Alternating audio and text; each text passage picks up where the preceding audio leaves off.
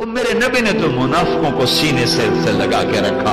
ابو جہل کی اتنی منتیں کی. ابو جہل جس کے بارے میں میرے نبی کو پتا تھا یہ میری امت کا فرعون ہے، پتا تھا.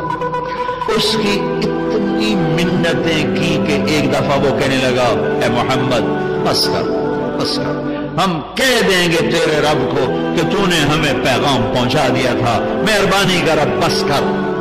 جو ابو جہل کی منتیں کرنے والا، اس کی امت بھائی بھائی کا گلا کاٹے، ایک دوسرے کو سلام کرنے کے روادار نہیں ہے.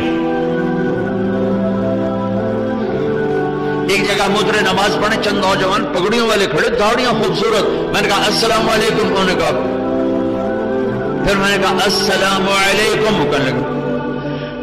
تیسری دفعہ السلام علیکم، ایک دفعہ وعلیکم السلام.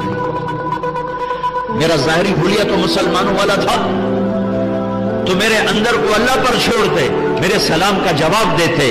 ان بچوں کو قصور نہیں ہے، یہ ان آگ لگانے والوں کا قصور ہے جنہوں نے یہ آگ بھڑکائی ہے.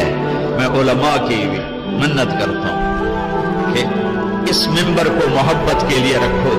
اس منبر سے ایسی باتیں مت بیان کرو جس سے امت ٹکڑوں میں بٹ جائے، نفرتوں میں کی آگ بھڑک اٹھے اور فرقہ واریت کو فروغ ملے. اس منبر کو اس سے بچاؤ.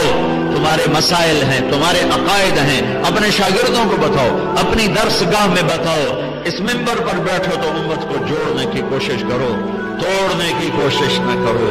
فتوی بازی سے کام نہ لو، محبت سے کام لو. تبلیغ والوں نے محبت سے کام لیا، ساری دنیا کو لگ